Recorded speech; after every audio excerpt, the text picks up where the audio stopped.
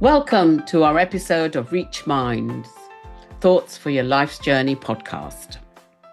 In today's episode, we'll be diving deep into the power of finding your voice and creating your own safe space.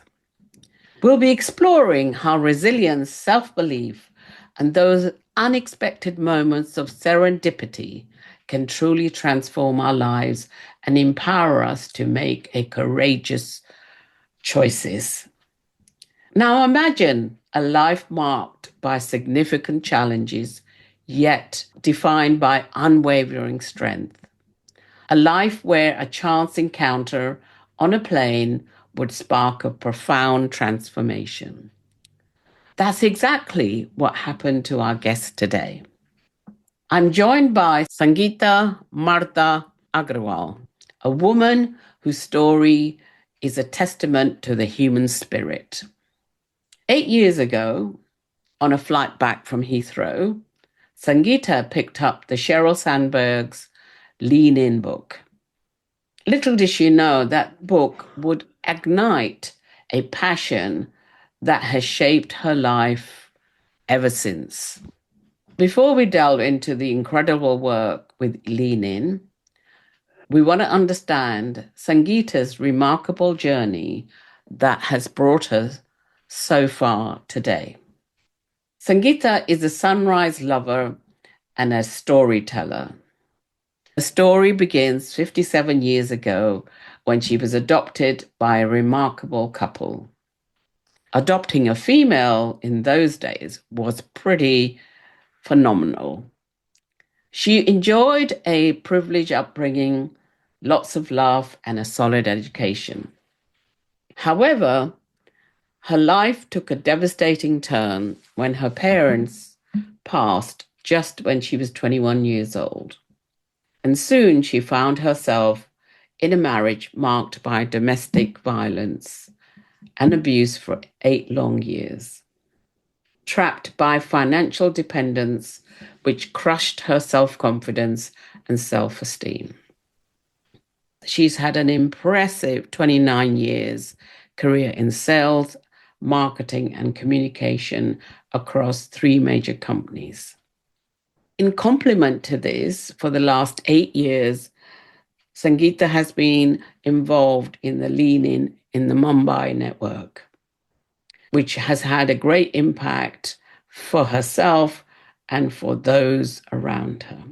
Welcome, Sangita. Thank you so much, Nita. My first question to you is, with your remarkable story around resilience, when did you first become aware of your own strength and self-belief? So firstly, Nita, I'd like to say thank you. I'm super excited to be on this podcast.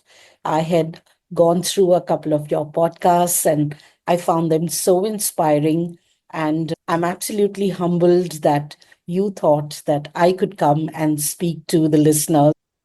And thank you for that introduction. Your words were really kind. If there was one way to describe myself, apart from a storyteller, I would say I'm a sunrise lover. And, all my stories somehow link to the sun. And a little bit about this, I'm going to add once I get into a conversation with you. When did you become aware of your own strength and self-belief? I'm going to take you back a little. I'm going to actually take you back about 28 years. When I was about 28, this was, I think the year was 1996. I was a young mother. My little one was 2 years old and my elder one was about 4 years of age. And I shared with you that at that time, in fact, from the second day of my marriage, when I realized that I was married to a very extremely violent man, I was a 28-year-old girl with 2 daughters. I was trapped in an abusive marriage. All that I wanted, Nita, was somehow to earn a little money because I thought that if I can earn, if I can become financially independent, maybe I can start living independently and give my daughters a life of dignity and give myself a life of dignity. So the story really is twofold. I was given an opportunity. A very kind co sister of mine introduced me to an opportunity where I could sell children's educational products, children's books. What, however, I did not know was this was a door to door selling opportunity. But because I was so desperate to work, I said, I'm going to take the training and I'm going to do, I don't mind, I could become a door to door sales girl. So, what I used to do was drop my girls to the play school, and then I would go around the neighborhood knocking on doors, trying to talk to young mothers and sell them these books. Now, we all know what happens to people who knock on doors, at least in India Yes. at that time. 9 out of 10 doors are shut on your face. So it takes a lot of beating, it takes a lot of self respect to absorb that. At that point, all that I felt was humiliated. And I said, how am I going to do this? Because I can't do a full time job because my girls are too small. I can't leave them at home. The only time that I have is these 3 to 4 hours when they are in their play school.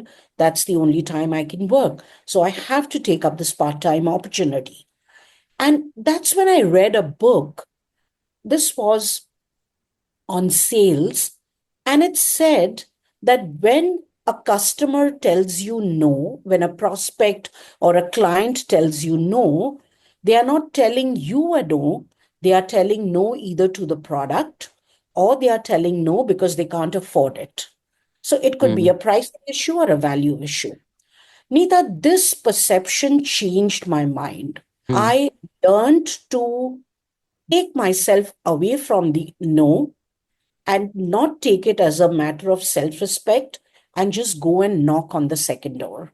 The reason why I'm telling you this story is in less than 5 years, actually, because of my sales trajectory and growth, and because the company where I was a sales girl had a very interesting growth pattern, in less than 5 years, I was actually the regional head of that company, and I also became the national sales trainer there. And one of the most important thing that I took with me, which I taught to over 1,000 sales performers in the next 13 years of my career with that company, is don't take a no personally. So this was one of the moments that I know was the defining moment of my life. It sounds to me that this also became an anchor for you in how you move forward. Absolutely. My work was a big anchor for me because I lived a dual life. At work, I soon became the confident salesperson that I was, talking to parents about the value of education. But when I went back home, it was a different story for me because I lived with a person who not only disrespected me, but disrespected women. But work at this time was my anchor. My second anchor definitely was a very kind friend. She helped me through the most difficult times in my life. And she's the first person who made me realize that if a woman can help a woman, incredible things can happen in life.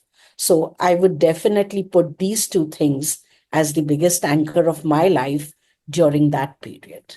So, how did you navigate yourself out of moving through your relationship and being living separately from your husband?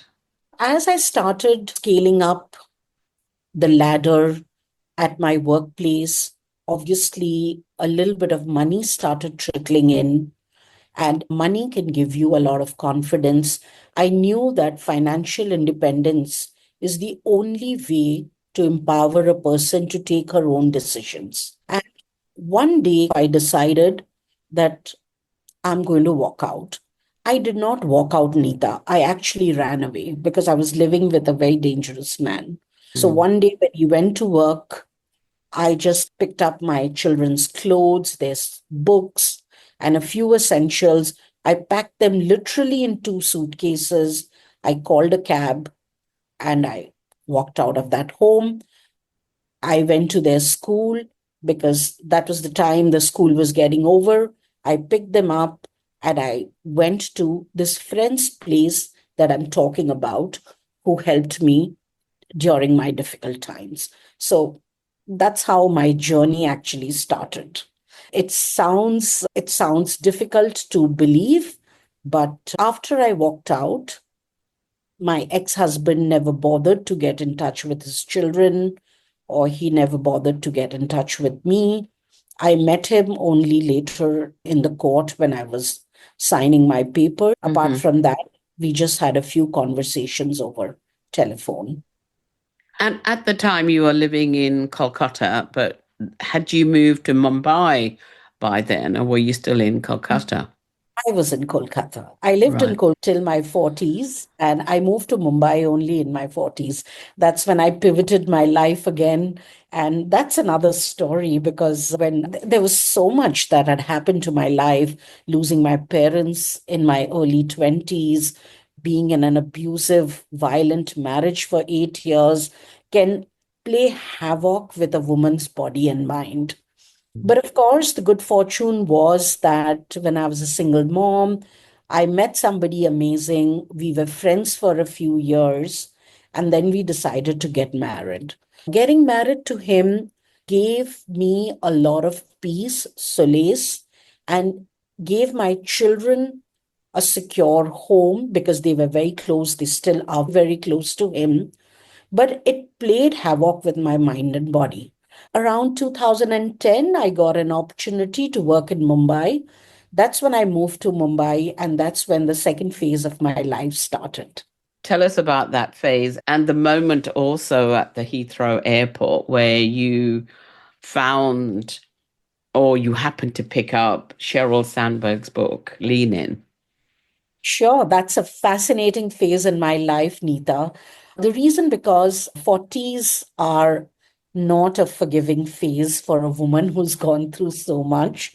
And I was experiencing a lot of bodily changes. And of course, I was going through very acute symptoms of perimenopause. It's the time I took an opportunity where I had to move to Mumbai and I had to travel a lot. I was traveling to all these countries, but I used to feel very lonely in Mumbai because I did not have any friends, nobody to talk to. And when you're already in your 40s, there's very less opportunity for you to make friends because you don't have young kids so that you can make friends with their friends' parents, etc. Monday to Friday, it was excellent, but weekends were very lonely. And I used to wonder, where can I find women whom I can have a cerebral connect with? Same time, Neeta, I had never forgiven the kindness of those two women in my life back in Kolkata, one who had been my anchor during difficult times, and the other woman who had given me the work opportunity which changed my life. And I knew that I want to pay this forward. Someday in my life, I want to create an ecosystem. I want to create a safe space where urban educated women like me, who have so many challenges in their personal as well as professional life, could find a safe space to share, discuss their challenges, and even celebrate their small or big triumphs. But I did not know how would I create that space or where would I create that space. I distinctly remember this was around 2016, and I had gone to London to for a meeting. And when I was coming back, I was at the Heathrow airport, and as always I do, I love to visit big bookstores. So I walked into this place which had some books, and I was trying to look at something that I can pick up, and there was a book sitting there, and it just struck me, and I picked it up, and it said Women Work and the Will to Lead, Lean In by Sheryl Sandberg. And I picked up that book.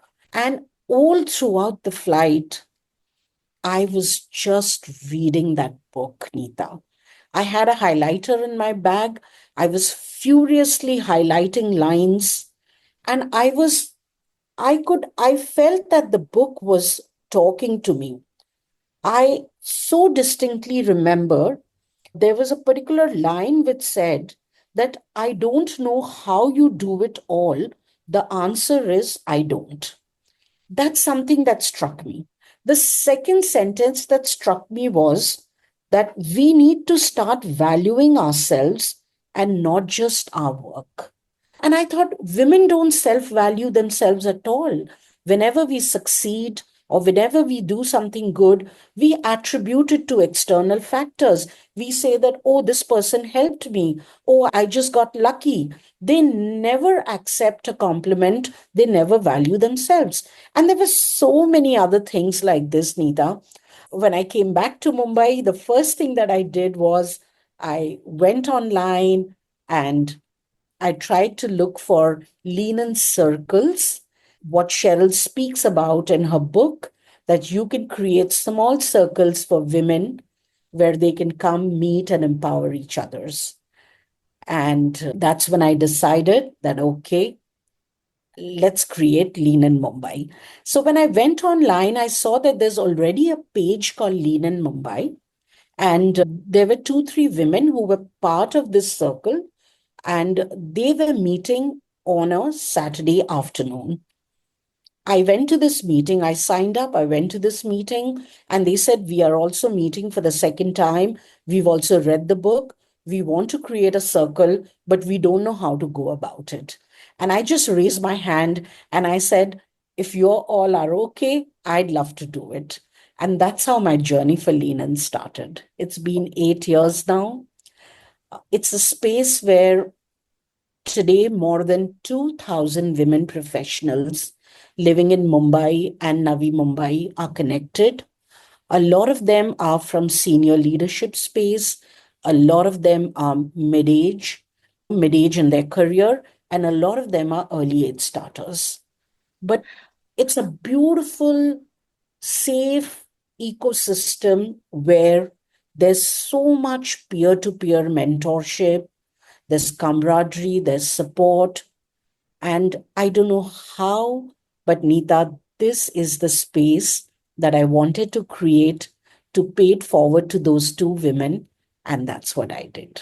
There was almost a priming phase you went through, which was in search and a need for women's connection in Mumbai, and then finding the Sandberg book brought things together, and the rest evolved with you taking a very key role in it. So you were not only giving a voice to yourself, it sounds to me, and you were also giving a voice to other women who were professionals. As you said, they were in mid career. And actually, I think one of the things you touched on is honoring the two women who supported you in your important, challenging times of your life journey. So that's really wonderful to hear that, and the gratitude that I think you're expressing through what you've just shared. In terms of people who don't know the Lean In network, because I hadn't heard of it until I had a conversation with you, tell me what their kind of mission is in regards to what they are there to achieve. Essentially, is a part of the Lean Foundation, which is started by Sheryl Sandberg. And the mission is to build an equal world. The mission is to build a world where more women and more girls assume leadership position and they rule not just their homes and companies, but even countries. So that really is the overall mission of Lean. At a macro level, at the hyperlocal level, Lean has communities, community networks. There are networks in campuses, and there are also networks in companies. What I drive as Lean in Mumbai is a community-based network which is based in Mumbai. And similarly, there are over 100 networks globally and almost about 1 lakh 5,000 circles in 143 countries around the world. So it really is a global movement, and we are very well connected. The network leaders around the globe, we are a part of a network leader program. We are given a lot of training. So it's very structured, it's very process driven, and it's all there on the Leanin website, Yeah. leanin.org. If anybody wants to know more about Leanin, if she wants to be a part of a circle, or she wants to create her own circle, all she needs to do is to go on the website. There are free trainings every month about forming circles. Apart from this, there are lots of programs to bring in cultural changes. So there is something called 50 Ways to Fight Bias. There is something called allyship for, how to be a better ally. So these are to bring in cultural and systemic changes. And also, the foundation has now started something called Lean In Girls. So these are curriculum to empower young girls from the age of 8 onwards. Very good.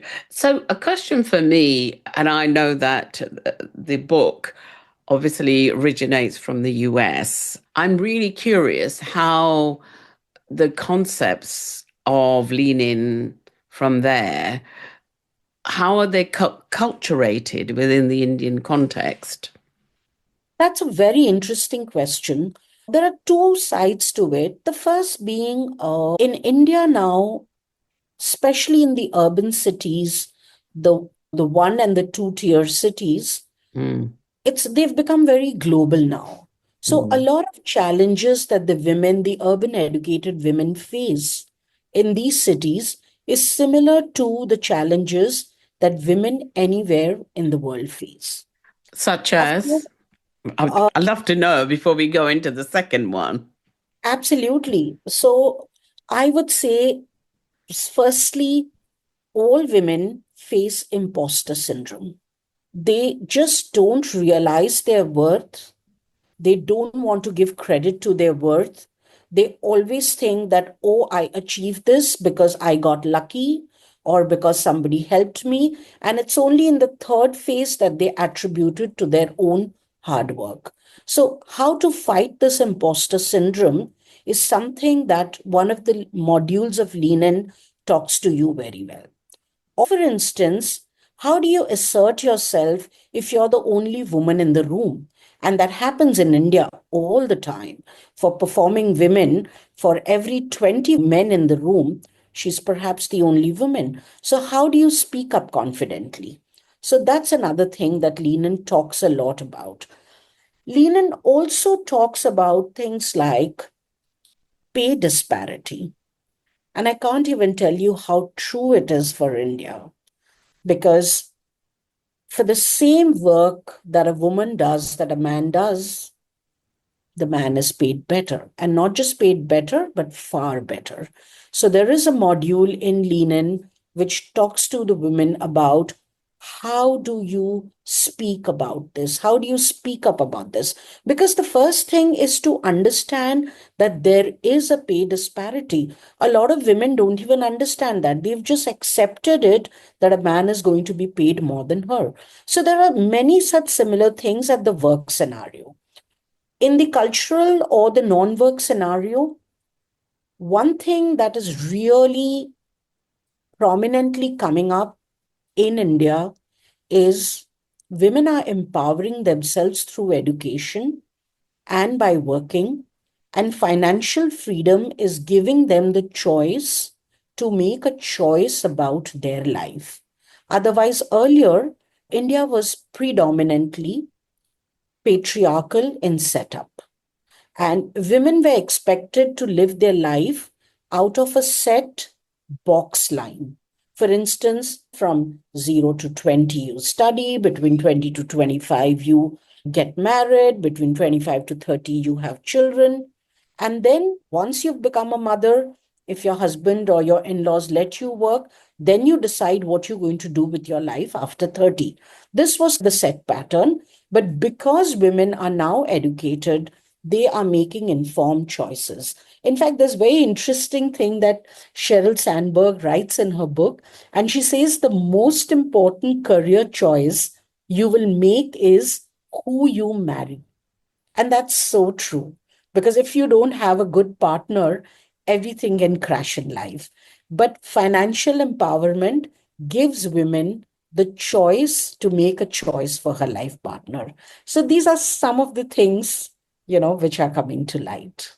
And how does, I guess there's the urban tier one and two, and I guess India is still largely a rural society. How is that message going into the rural areas which are less urbanized, or is that purely, tier one and twos? There's a very interesting aspect about India, Neeta, which you would have noticed in the last 20 years. And most importantly, in the last 15 years, is that India has become hugely digital. I Mm, think digitally, it's one of the most advanced countries in the world. What has happened is that information is no more the clutches of the privileged. Because of the internet accessibility down to the last frontier of the country, everybody has access to information and education through their digital connectivity. So a lot of issues also now, which were primarily a issue of a one tier or a two tier society, have now percolated down to the three tier also. Having said that, I do agree that the rural structure is different from the urban structure, but because my lived experiences are of the challenges that an urban educated woman faces, I have chosen to work primarily for that ecosystem. yeah. Not saying that I wouldn't like to do something if I got an opportunity, I definitely would also for the rural woman. As we bring our conversation to a close, Sangita, what resources or tips could you offer people who maybe are at a junction in their life and facing personal challenges? Sunita, I look a lot inward whenever I need to fill myself up. And of course, talking to other people, talking to a sane voice always helps. But I take a lot of help from books, from podcasts, or I watch a lot of movies. Anything else that you would like to share with people about how they can build their own resilience and really go towards self discovery? I would love to share just one mantra, Neeta, that is believe in yourself. Okay. Even when nothing is going right, you have yourself and don't lose your self power. Because I feel that if I could do it, any woman can do it. It's Yeah. only about self belief. I was at a juncture where I had nothing, I had no self respect. I had my confidence was shattered.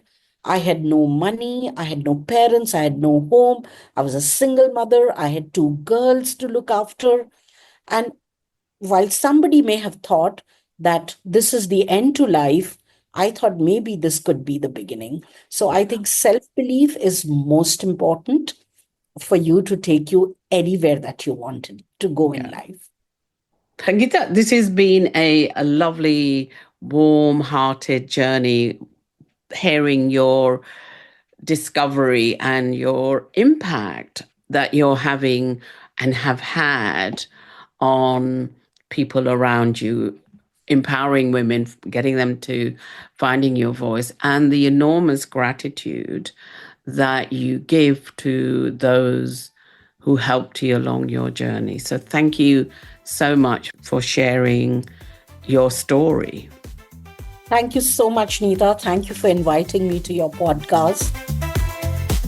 If you're interested in working with me, connect with me on LinkedIn, Facebook, Instagram, or www.neetasharma.com.